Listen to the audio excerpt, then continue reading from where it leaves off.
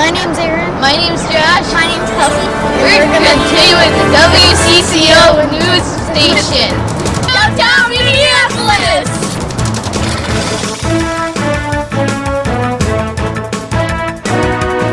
Today, Kelsey's going to be running the camera for us. Kelsey, wave at the camera. It's freezing out here. We're going to keep moving. There's some really neat statues on the Nicollet Mall.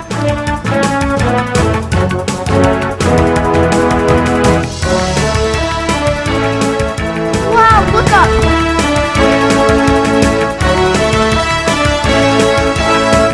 They even got a Target in downtown Minneapolis.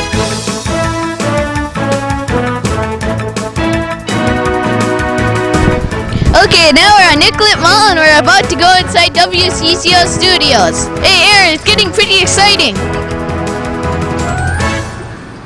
Yeah, it is.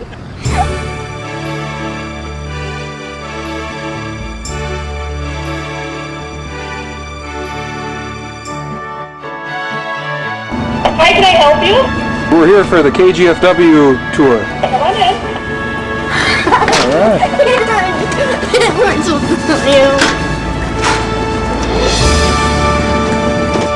Alright, we're here at WCCO Television and we're about to get a tour. I'm Kelsey Sigmund reporting for KGFW. This is Jennifer Castle. Jennifer. What do we have in store for today? Well, you're going to take a tour of the station, and that includes in the newsroom where we currently are. We're also going to go in the studio, the weather center. You're going to take a look into the control room and air control.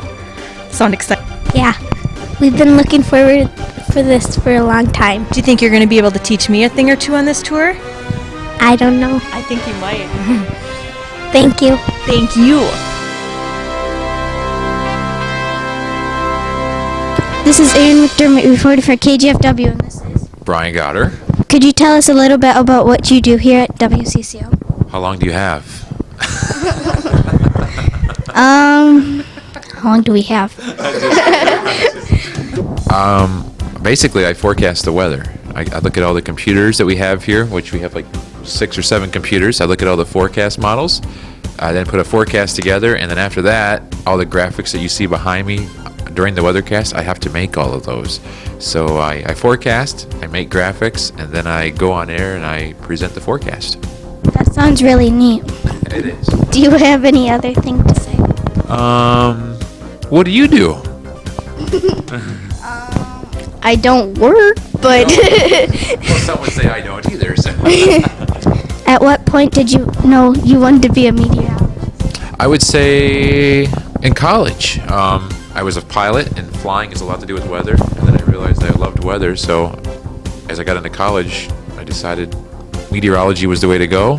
And then as I started graduating, I thought maybe TV, I'll give that a try. When you were my age, what did you want to be? A pilot and an astronaut. I became a pilot, but I never became an astronaut. So maybe someday they'll shoot me out into space, but someday. But then I've always liked weather, even as a little kid, so this is what I guess I always wanted to do.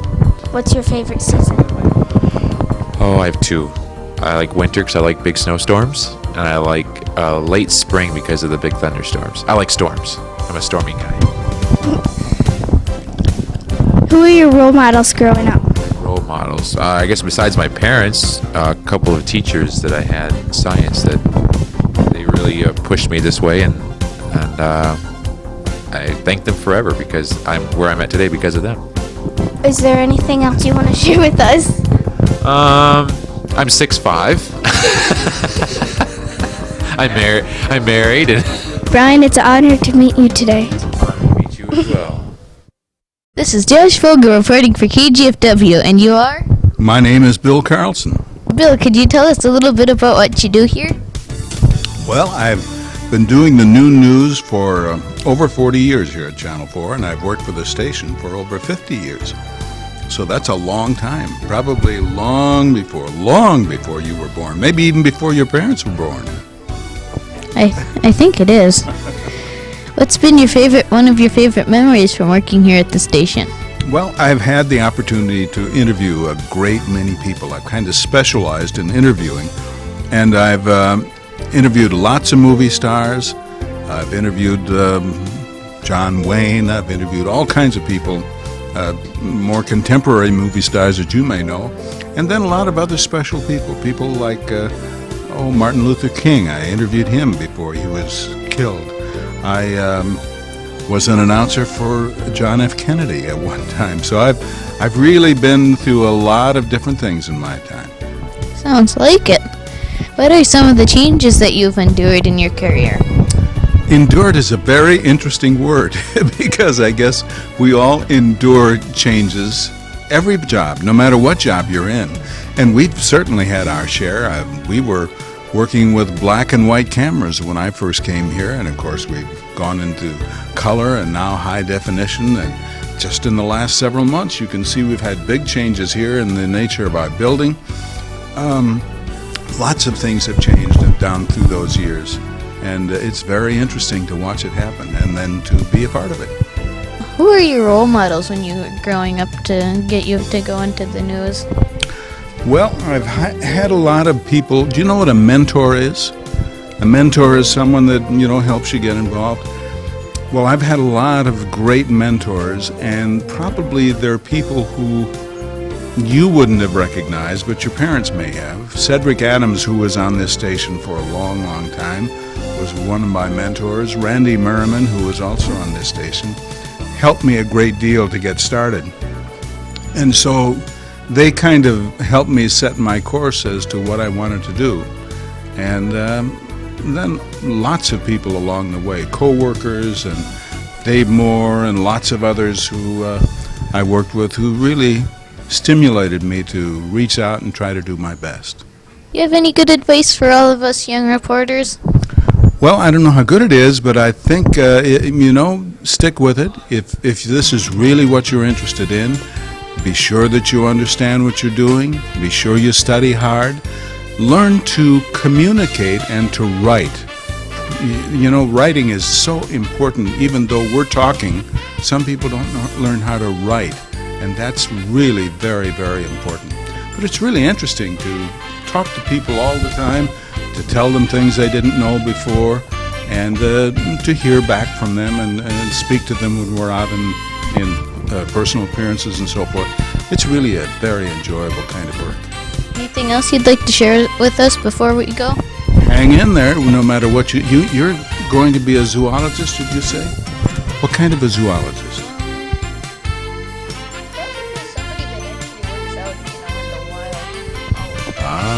Great, that sounds very interesting. See, if you're really interested in it, really want to study it, really want to stick with it, that's what it's all about. Have a good day, Josh. Bill, thank you very much for all your years of service. You're very, very welcome. Thank you. Welcome. This is Aaron McDermott reporting for KGFW, and this is Dennis Doda with WCCO. Dennis. Can you tell us a little bit about what you do? I've worked here for 8 years as a news anchor and a reporter, and so I'm really lucky. I get to read the news on the television, but I get to have a field trip almost every day and go out and be a reporter and meet fascinating people and see really cool stuff. What's been one of your favorite memories for reporting? Well, we get to meet singing stars, or we get to go behind the scenes at the zoo and see all kinds of crazy exotic animals. That's always fun. But mostly just getting to meet people like you. Who were your role models when you were growing up? Seriously, Captain Kangaroo. Captain Kangaroo. Because when I was your age, there was this guy with a crazy jacket, and he had animals on his show. He had these big sideburns, and I would turn it on before I went to school every morning. And I thought, wow, he's pretty good on television, and he would bring animals into his studio, and he would talk to kids, and I thought that would be a pretty fun job. When you were my age, what did you want to be? A veterinarian. I always thought I'd be a veterinarian, and so that was kind of how I got started on TV at all. There was a TV show in Cedar Rapids called Dr. Max and Mambo, and they showed cartoons and they did magic tricks, but they used to have me on every few months with one of my pets, like my monkey or my boa constrictor or my squirrel, my possum, and so I was like the kid animal expert, and I would get out of school and go be on the Dr. Max and Mambo show, and that was my first taste of television. Do you got any pets now? I have one cat and 2 goldfish, but someday I think I'll have an entire herd of llamas. No, I made that up. If you could interview anybody in the whole wide world, who would you want to interview? Your camera operator, probably have him. He looks like he's full of questions. I can see him leaning in like he wants to ask a question, so I'd probably interview your camera operator. I wanted to be a zookeeper. What are some of the things I could do to be a zookeeper? Well, you can read a lot and start learning because you want to know what things eat and how to take care of them and what their environment should be. Do they need a warm place to stay or a cool place? I think a pet store is a good place to get a part-time job too, because then you learn about all kinds of animals coming through the door. It's a good thing because I like to read. What are some hobbies you have outside of work? I cut stained glass, and I make stained glass panels and windows because they're fun to work with and they're pretty when the sun comes out. And I write. I love to write. I like to write poetry, and I'm trying to write some movies, and I've written a few of those and hope to have one made someday. And I like to shoot my bow and arrow. So archery is very fun. What was it like having all those animals and being around a lot of animals? It was like having lots of chores to do, you know, all the time. But if you care for your animals, you take good care of them, and it's a good way to be a responsible young person, you know, to have these animals that depend on you and then take good care of them, and they're just like your best friends. Did you ever think you would do this when you were little? That is a good question. No, I never did. And I always thought, how do those people do that? They must get nervous. And the first time I was on TV, I did get nervous. But after that, you kind of forget about the camera and you just talk to one person at a time. And it's very fun. What's the biggest memory you've had for being a television reporter? Really, there are so many memories. It's hard to pick out just one. But I would say one of the best ones was covering the Olympics when I was in Atlanta in 1996 and meeting lots of the star athletes and seeing all the neat things that happen behind the scenes at an Olympics is very fun. We really appreciate the interview. Is there anything else you'd like to share with us? Well, keep studying hard at everything in school, like even if you're not real good at your math, keep studying that, or social studies sometimes is kind of boring, but keep studying that, because if you want to be a reporter, there's nothing that you'll learn in school that you won't use someday. I remember as a kid you'd say, why do I need to memorize all the capitals of the world? I'll never need to know this, but when you're a reporter, all that stuff comes in handy. Thank you very much for the interview. My pleasure. It's good to meet the stars of KGFW-TV. Thank you.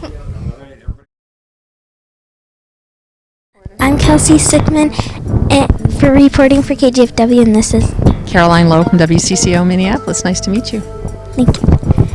Could you tell us a little bit about your job? Sure. I'm a crime reporter here at WCCO. I started as a crime reporter 25 years ago, long before you guys were born. And I cover the crime stuff, a lot of the sad stuff you see on the news night after night. It's the kind of stories that I do. I also had my police officer license. I went to school a few years ago to get my license to become a police officer, so I take off during the summer, during the state fair. You ever go to the state fair? I work at the state fair as a police officer, so I try to combine both of them, but I'm mostly a reporter. Did you ever think you were going to be this when you were our age? No, I grew up in Washington, D.C., and I thought I was going to be in politics or in government, and I just kind of started at CCO as a volunteer and then became a newsroom clerk and answered the phones and found that I really enjoyed being around news. I always loved current events when I was growing up, and being in Washington, current events are a big deal, and I never thought I'd be covering current events, though. Do you do any fun things during your free time? Did I do any fun? Well, I ran my first marathon last summer, so that was fun. It was work, but it was fun. I enjoy that. Traveling, I mentioned I just got back from England, and one of the highlights visiting our son over there, Michael, who goes to college here in Minnesota, but he's over there, is seeing the dining room from the Harry Potter movie, which is very cool. And they have different words over there. It was kind of difficult at first going into the stores. I'd ask for Band-Aids, and they go, what are those? They call them plasters over there. And it was interesting to see people speak the same language, but have different customs. We also went to a courtroom one day, and since I cover courts here, I thought it'd be interesting to see what it's like over there.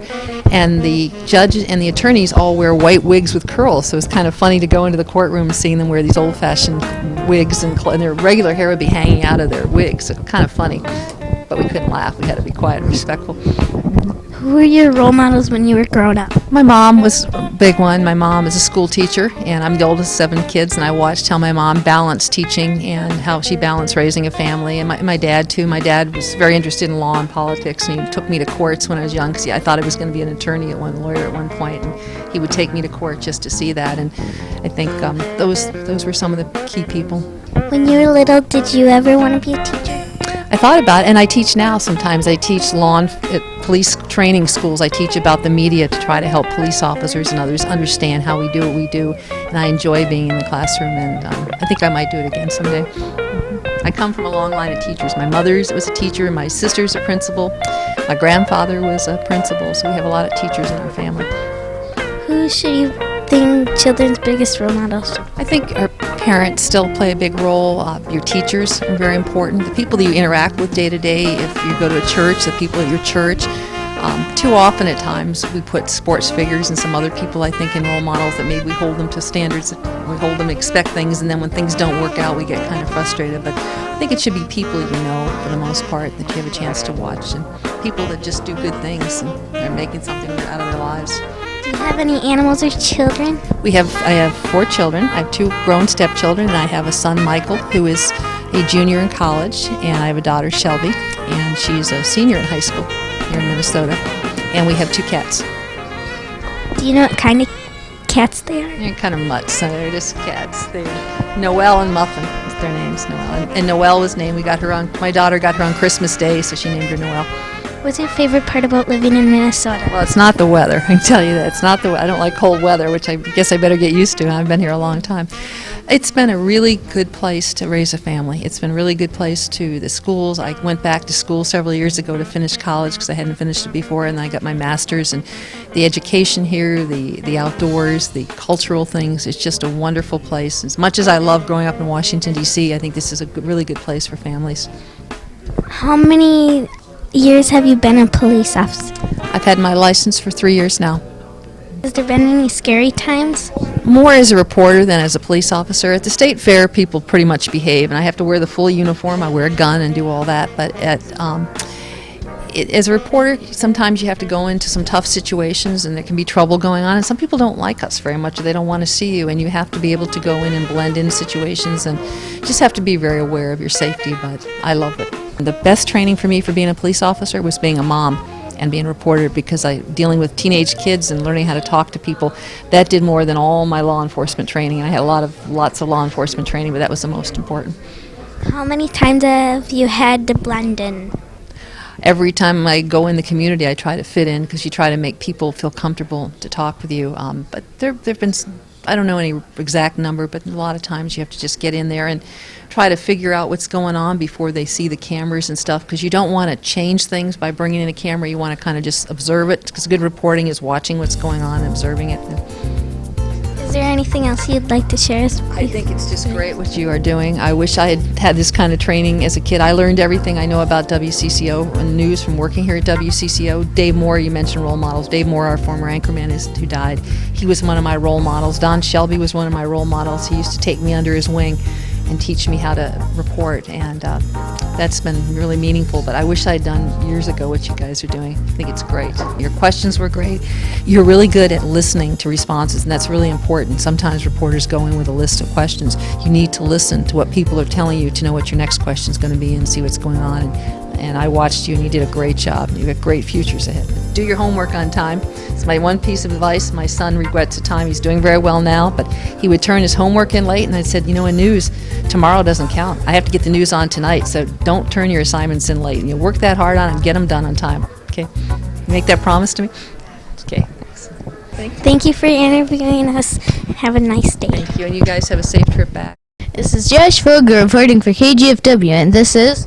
I'm Carla Holtz. Carla, could you tell us a little bit about what you do here? Right, I sure can. I get here really early in the morning. I get here about 4 in the morning, sometimes even earlier than that, about 3 or 3:30. And I get a story assignment. And once I get that assignment, I get into a big car or what we call a live truck, and I go out anywhere in Minneapolis or St. Paul or sometimes even down south, close to where you live. And there I report on whatever is happening. Maybe it's a flood, maybe it's a snowstorm, maybe it's something good, like something good happened in somebody's school, or maybe it's something sad, like something bad happened to someone's family. But I'm out there and I'm reporting on it for our morning show. And then later on, I do the same thing over again for our noon show, and that happens at 12 o'clock noon. What's been one of your favorite memories from being a reporter? There have been a lot of good memories, but if I look just at the time that I've been at WCCO, I would say that it's been the opportunity to report on people and places that are close to home, because I'm from Minnesota. But this business is really interesting because it requires you to live in all sorts of different places. So even if you want to come back to Minneapolis and St. Paul, for example, you may have to go and live in Mankato or even in Toledo, Ohio, which is where I recently lived, just so you can get some good experience and then eventually make your way back to Minnesota. Oh, okay. What's your role model? Very good question. I don't necessarily have a role model in the business because I just think that there are a lot of great people in the business. But the role models overall, I would say, are probably my parents, because I'm really close to both my mom and my dad. And they were really excellent parents and served as good role models. Also, I have 2 big sisters, both of whom are very successful in their respective careers, and they served as role models as well. One is a lawyer and one is a teacher. So very important jobs out there. Did you think you were going to be a reporter when you grew up? That is an excellent question, Josh. That's a really interesting question. You know what? When I was in 2nd grade, my teacher asked me, what do you want to be when you grow up? And I think it was the influence of my older sisters, because I answered that I wanted to be the executive editor of the New York Times. That's a huge newspaper in New York City. And believe it or not, I actually thought to myself, that is the paper that I want to head up, because I just thought I loved to write and I loved to read, and it would be a good fit for me. So I did know I wanted something to do. I wanted to do something with journalism, but I wasn't sure exactly what would be my fit within it. And then I just kind of came into it. You grow, you try different things, and eventually you land on the right thing that's good for you. What's your favorite thing about this job? I think there are a lot of really good things. I think some of the favorite things are the chances to meet good people like yourself and meet different people every day. If I could interview anyone, who would it be? Excellent question. I think, do you guys know the group called U2? They're a rock group. They're a rock group that I grew up loving, and it's Bono. He's the front singer. They're from Ireland. That would be the group I would interview. Are we good? Excellent. Thank you so much, Josh. You're welcome. This is Josh Vogel and Aaron McDermott. reporting for KGFW. And this is... I'm Don Shelby, reporting for WCCO-TV. Hit me hard. Put the tough question to me. I know you're tough. Okay. What do you like to do in your free time? When it's wintertime, I like to snowshoe, and I like to winter camp, and I like to go deep in the woods where I can't find anybody, or nobody can find me. And I like to make pottery, and I like to be around my family, and I like to read lots and lots of stuff. You do beekeeping, right? Yeah, I have kept bees for a long time. Do you ever get stung? All the time. All the time. One time I got stung 27 times. At once? At once. Ow. Yeah, that's what I said. You have to wear, you've seen beekeepers, and they wear kind of a bonnet with a net on it. Well, the bees got under there. And I didn't realize they were under there. I thought they were on the outside, because you can see them on the outside, but then I suddenly realized they were flying around me. And once you stop a bee, it puts off a signal. They have kind of what's called a pheromone inside their system. And so once you do that, they think, oh, they're under attack, and so then they attack. But otherwise, bees are real nice. So sometimes I would just pull a chair up, a lawn chair up, and I would sit right in front of the hive, maybe this far away from the hive, and they wouldn't bother you at all, as long as you weren't bothering them. And bees are fascinating things to watch. Do you raise honeybees do you raise honeybees? Yeah, honeybees is what I raise, and I get some honey, and I give away a lot of honey, And I love to have it. And you know, it's one of the most remarkable substances in the world, food products, because one time when they were doing some archaeological work inside of the pyramids in Egypt, they found some sealed honey jars that were 3,000 years old, and the honey was as good when they found it as it was the day they put it in the jars. Wow. Isn't that something? Yeah. Almost a perfect food. Did you ever think you were gonna be a news reporter when you were a little kid? No, I thought I was going to be a basketball player, primarily. For the first part of my life, I had dreams of what we call grandeur. That means we think of ourselves in higher terms than what is actually true. And I thought I was a pretty good basketball player, and one day I would end up playing in the professional ranks. As it turned out, I wasn't even the best basketball player on my high school team, which sort of eliminated my chances of playing for the Celtics, or later on the Timberwolves. I thought one time that if I ever won the lottery, Josh, and you had like billions of dollars, that I would buy the Timberwolves with that money, and because I owned them, I would make them start me in several games. Would that be fun? Not really. No, you'd probably be scared. I Yeah. would just come out for like 2 or 3 plays, but at least I would have played professional basketball. How long have you been interviewing? I've been interviewing, if you mean professionally on television, I've been interviewing 41 years. If you count when I was your age, then it's probably been like 100. What's been one of your most memorable experiences since you've been a reporter? I think one of the best experiences I ever had was spending about 2 months in Romania back in the early 90s. They had a leader over there who ran that country with his wife. His name was Nicolae Ceausescu, and he was a bad, bad person, and had been a bad person for about 40 years running that country. And his leadership resulted in having a country just filled with orphanages, children who had no parents, who would take care of them, and they would dump them onto the state. We heard about that, and we went over there. And we found these children being kept in these orphanages. And so we reported the story. And as a result of that, about 5,000 children were adopted who had no homes. And now they're Minnesotans. And they're playing on basketball teams, and they're cheerleaders, and they're going into college to become lawyers. And the great feeling that I had from that is that had we not reported that story, where would those children be today? And so that was one of my best experiences. Is there anything that is hard to report because it's just I don't know? Well, there are things that get to you personally, and all of the best things that I've ever done in my life, all of the things that I've won awards for, have had to do with children, the welfare of children, things that benefit children, mentoring, orphanages. I spend a lot of my time with the Ronald McDonald House, working with the children with life-threatening diseases.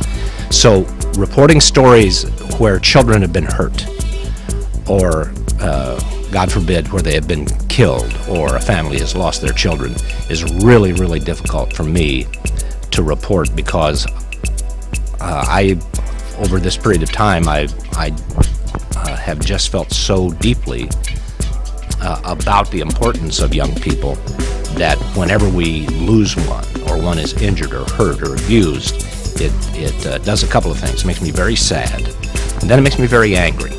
And anger is a good part of journalism, because if you're angry, you'll work harder to try to find the root causes, and then you'll tell people about the root causes, and then by telling them, maybe people will figure out ways to stop doing that.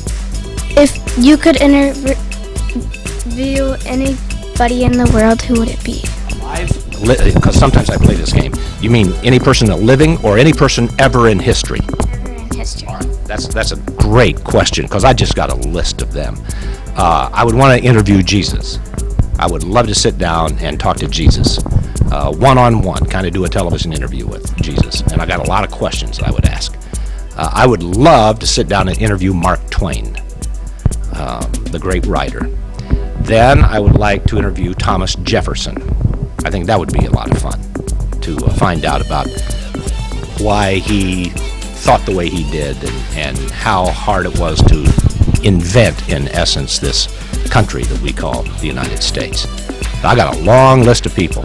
Of living people, I have a much shorter list because I've interviewed a lot of people in my life. And being an interviewer, there is also a second question. That is, would they be required to tell me the truth?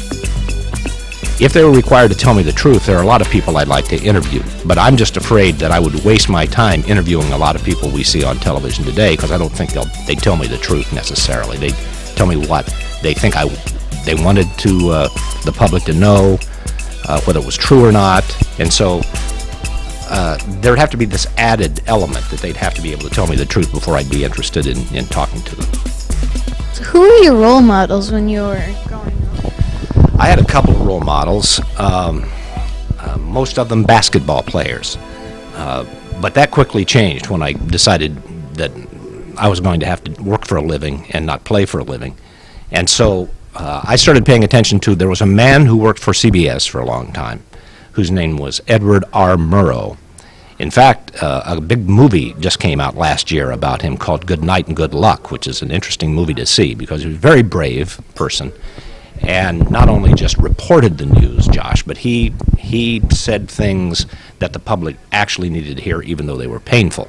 So I always believed in him. Walter Cronkite is a television reporter I've always liked because of his courage and longevity.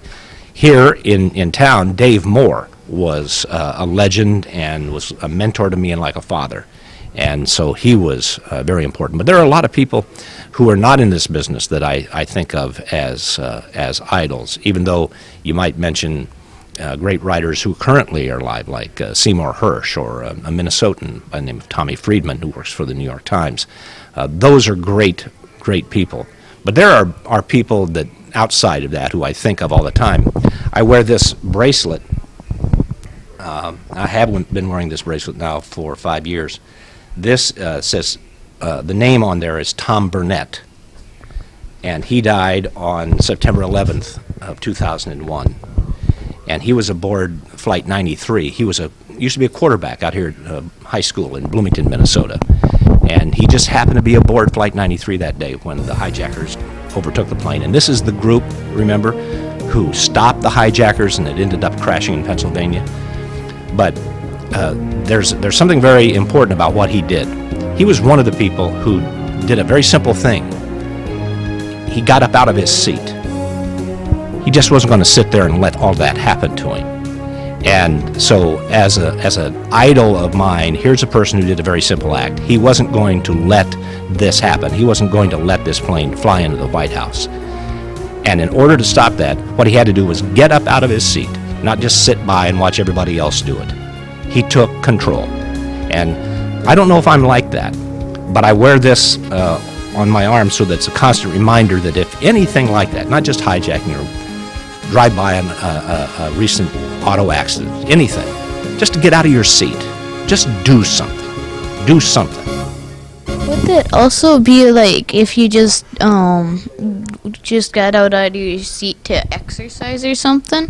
Maybe that's it, because what if exercise and getting out of your seat to do something, that is exercise, as you say, would make you healthier and stronger and more capable should the time come that you had to actually do something physical and mental to help someone else. So getting out of your seat and exercising would be a way of preparing for the day when something serious might happen and you'd be called upon to act. I'm Kelsey Sickman reporting for KGFW, and this is... I'm Don Shelby. Nice to see you, Kelsey. Could you tell us about the statue behind? That's Dave Moore. Let me get kind of away, and you can come over here with your microphone, and we'll get kind of in the middle so they can get a picture of that. That is a bronze sculpture of Dave Moore. Dave Moore was the 6 and 10 p.m. anchor on WCCO-TV for 32 years. And he passed away about 6 years ago, and he was like a father to me, and he was a mentor and a teacher and a great friend. And I thought that for all of the people who were going to come in, all the young people who were going to come through here, I thought that maybe it'd be a good idea if they would have a reminder of his presence, because I don't need the reminder, because he's inside of me. Everything that I do on television basically is something he taught me. But I thought he could still teach other people if they would simply know that his presence was here in this room. So I worked with a great sculptor named Nick Legos, and we worked together 3 years to put that together. And we started out in clay, and then he helped me cast it and created the bronze statue of Dave Moore. And now he overlooks this newsroom in bronze the way he overlooks this newsroom in spirit every day. Was it hard to shape it? Yeah, I'm not very good sculptor, so I hacked at it for a long time, and one of the reasons it took 3 years is because I couldn't get it exactly right, and so Nick came in and helped me get what's called the likeness much better than I had it. And so what you're looking at is basically my dream, some of my work, but mostly the great talent of Nick Legos. Did you have to use a picture to see how you were gonna put it? We used hundreds of them. We had pictures from every possible angle, because most times a picture's flat and takes just this shape of you, but because a sculpture is three-dimensional, we had to know what it looked like from the side view and from the back, and so we used lots and lots of pictures. Thank you very much for telling us about this. Kelsey, thank you very much for asking. What does it take to achieve the goals that you have? All depends on what your goals are. If your goals are what I sometimes call, there's an intellectual goal, and there's a manual goal, and then there's the restful goal, the goal for after you've achieved everything. There has to be another goal after you've achieved what you wanted to achieve in life and in work. You have to have something beyond that, because that work is going to stop. And if you become what you do for a living, then when you stop doing that for a living, who are you? So you've got to maintain an identity outside of what it is you do. If you want to become somebody who works in skilled labor with their hands or their backs or their muscles, then you have to learn everything you possibly can learn about that craft. And because the craft will always evolve and change, you have to keep learning. So if you think you're a hardworking student right now, or in high school, or later in college, to be the very best you're going to be, you have to become a great student well after you've gotten out of the school system. Now, I know that comes as kind of a sad shock to a lot of people who are tired of school, but education never stops. If you're trying to do something intellectual, you have to know almost everything there is to know. You have to have the same kind of mental hunger that gnaws on you sometimes when you haven't eaten for a couple of days, that you must consume more knowledge. You have to learn. You have to know the answers to the reasons why things are the way they are. You have to have an immense curiosity. You can't say, I'll let somebody else figure that out, or I don't really care. You have to know. And if you can force yourself into that position where you're going to be always curious, then you're always going to be able to pursue whatever it is you want. And there's one other thing. When you reach a certain age and you do develop a dream that you think is a practical dream, then you have to do something every day toward that dream.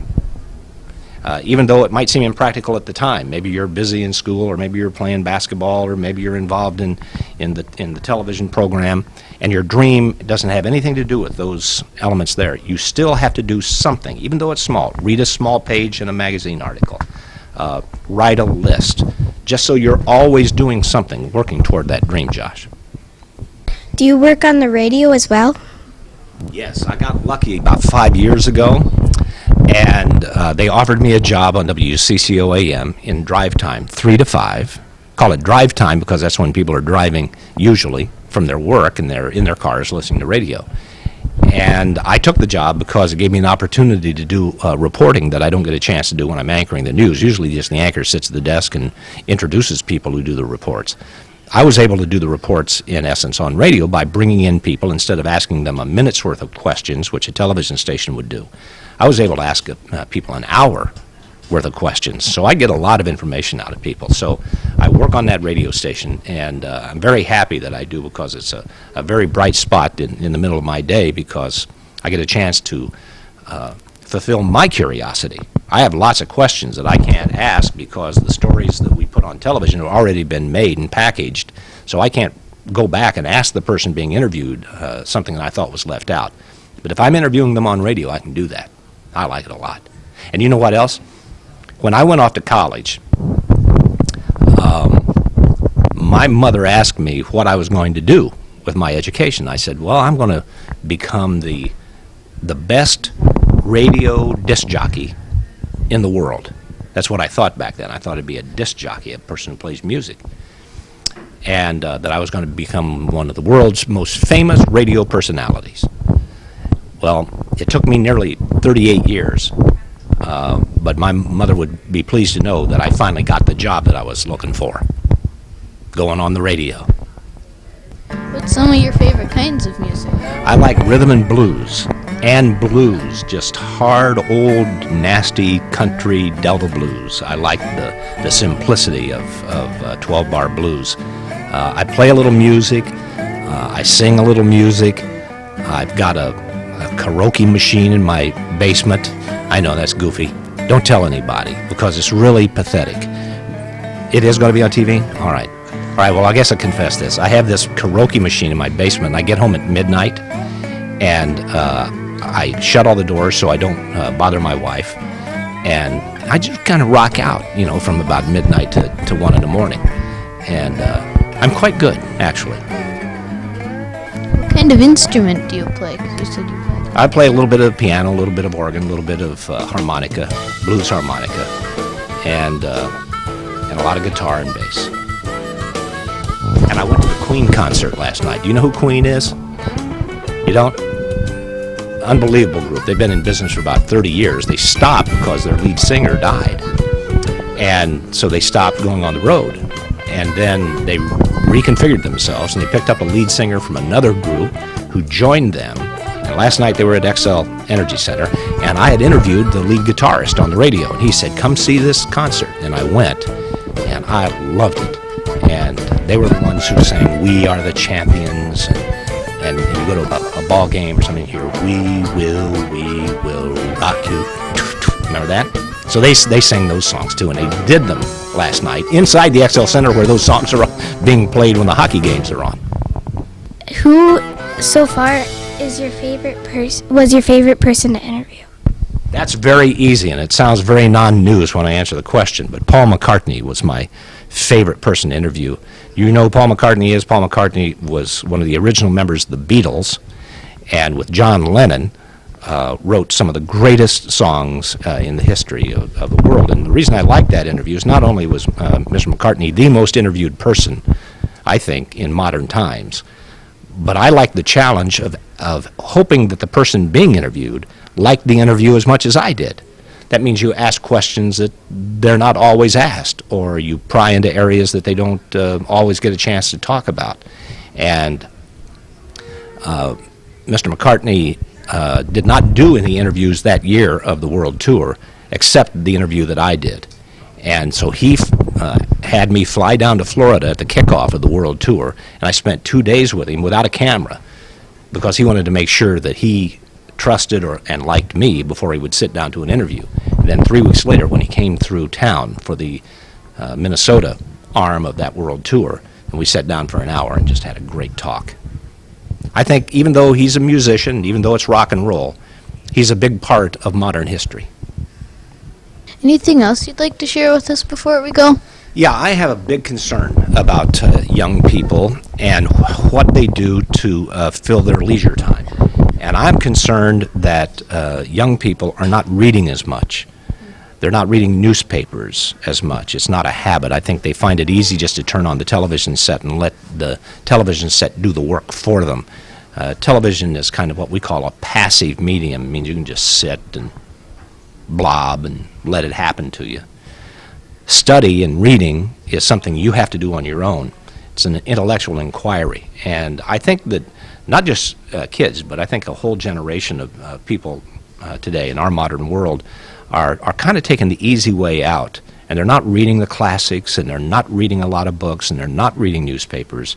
I think they're involved in Game Boys and Nintendo and Xbox and going to the internet a lot. And I just would wish that they would read more. And it wouldn't be a bad idea to do what schools used to do and maybe make a list of books that were must-reading. You know, because if everybody has read the same books, we have a whole new way we can talk to each other. You can ask, what do you think happened in Chapter 6? What do you think that guy did that for? Or we'd read history and we could say, I could bring up names that probably a lot of people would, in this generation, not even understand, but in former generations we had this, what's called common knowledge, because we all studied the same history, we all read the same books, and so we had this commonality. We might have been different ages or gone to different schools or had different parents or gone to different churches, but we still could communicate because we understood and knew and appreciated the same sort of subject matter. And I just worry sometimes that we're not on the same page. Would it be okay, like, if you were reading and playing the video games and watching TV? Because I like to read a lot, you know, but... It's a big thing with kids now. Yeah. My initial reaction to that is that it's not a good idea. But I have 3 daughters, and they all did the same thing. They all were able to multitask. They could read and study and do their homework and have a television set on and have an iPod in their ear. I don't understand how that happens. To me, it seems that you want to use your whole brain to concentrate on something. That is, if you really want to know it. If you're just trying to pass a test, then, yeah, I think that's fine. But if you really want to know, if you really want to understand, sometimes in reading, Josh, there'll be a sentence that will be so finely crafted that took the author months and months and months to write just the one sentence that would stand the test of time, that would resonate in people's heads forever and ever and ever. I think if you're listening to an iPod or you're watching something or playing a video game, I think you miss that sentence. And therefore, I think you miss the essence of a lot of the quality that has come before us. That'd just be my guess. Who's your favorite author, or what's your favorite book? I have 2 favorite authors. One is a historical figure, and one is a new figure. My favorite old author is Mark Twain, Samuel L. Clemens. Everything that he has written is either startlingly profound and funny, or one of both. Another great writer in history I like is John McPhee, who has written wonderfully on any number of subjects. And I would also throw David Halberstam in there as a great modern historian who writes a great story on top of it. Mine's J.K. Rowling, for like the Harry Potter books, and J.R.R. Tolkien for the Lord of the Rings books, which I'm reading. How are you liking Tolkien? I'm pretty good. I'm still on the first book, but I've just started maybe a couple of weeks or so ago. When you get done with that series, and that's a big fat book, Lord of the Rings and the Hobbit, try reading Watership Down. Have you heard of that book? No. Find that book, Watership Down, and read that. It's along the same lines of taking fantasy and applying it to daily life. Try to find the lessons inside of it. When you're reading Rowling, I think it has a lot to do with the mystical and the fun and the adventure. Then you get into Watership Down, it still has the mystical qualities and the fantasy qualities, but there are lessons, and then trying to figure out what those lessons are. And then once you get there, it's about animals, about bunny rabbits. Then you go from, once you get okay with reading about animals acting like or feeling like human beings and thinking like human beings, then you might read something like Animal Farm. Now that it carries a very, very potent message about human life, but it's about farm animals that talk to one another. Books have that wonderful function that it's like a tree. You start with one book and you read it, and it might mention 3 facts that you didn't know. Now, you can either accept you don't know those facts and just go, okay, I don't know what they're talking about. Or you could be interested in saying, I'd like to know more about those facts. And so the tree branches, and you go down that branch for a while, and it may have branches and leaves, and books keep carrying you deeper and deeper and deeper into your ability and your brain to comprehend life. Who do you think has a big influence on today's youth, and who do you think should have a big influence on today's youth? That's a good question, Josh. I think J.K. Rowling has a great influence on today's youth. I don't know what profound influence that is, but one of the influences is it gets people reading, and I like that influence because if you start, you'll keep going. I also think rap music has a lot of influence on the way people think, and I may sound like an old fuddy-duddy, but I'm not sure that's the best influence. I think that there are messages inside of a lot, not all, a lot of rap music that that is disturbing to me and maybe antisocial and breaks us apart rather than brings us together. So on one hand, I think that the positive influences today might be people like J.K. Rowling, Jon Stewart on The Daily Show. Even though he's a funny guy, at least the people who are watching them are keeping up with current events, even though they might be humorous.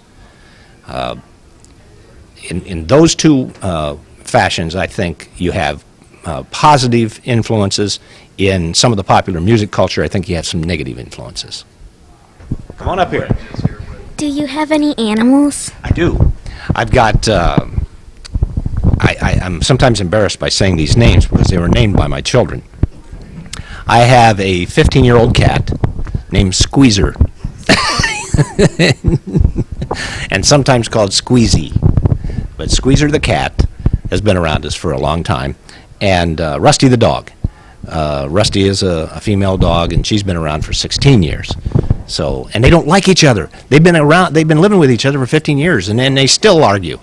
They argue all the time, and Each other. they really don't. They really don't. They kind of tolerate each other. They can live in the same house, but if they get very close, then they start to have issues.